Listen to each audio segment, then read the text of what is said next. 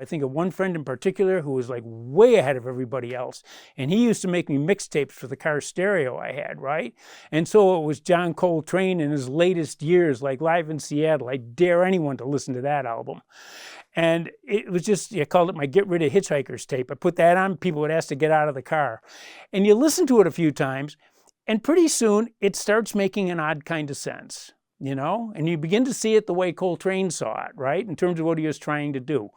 And to this day, I don't think there are very many people who can get into that. So part of it's just my exposure to what I read and exposure to a lot of people around me who knew an awful lot more about music than I ever did. He was playing outside of himself to try to get the mystical experience of what he felt about living and life. Life is the incredible mystery, the fact that we have consciousness. And he started thinking about those things. And he said, how can I express this through my playing? And all of a sudden, form notes and playing chromatic scales and, playing modal and all that, it just ceased to be an issue because that wasn't expressing what he felt in terms of the enormity of life and his religious beliefs at that time prior to his death. And so I just think, like a lot of music, it just sort of goes and it gets to a point where it exceeds the time that it's in, and it's only in retrospect that you can look back on it and say, this made perfect sense.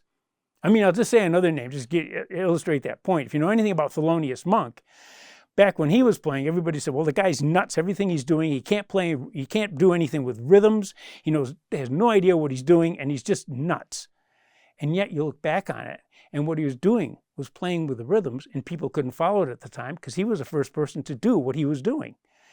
Yeah, they were reviled in their times. Miles Davis, everybody said once he plugged into the wall and went electric, it all went to crap. And it was all garbage. And yet you look at the music today. I subscribe to a couple of channels, right, that I got off of streaming, right, radio channels that are devoted to playing like avant-garde or the latest in jazz, out there jazz. It's unbelievable the amount of stuff they play that you can tell was influenced by Miles, period. People like the producer, Bill Laswell.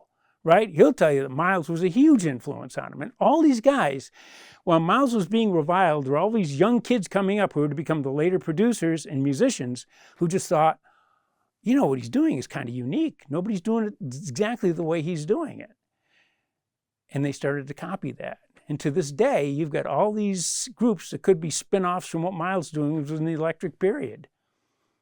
But at the time, the critics, like Jazz Times and Downbeat, they beat up on him horribly, right? This is terrible stuff.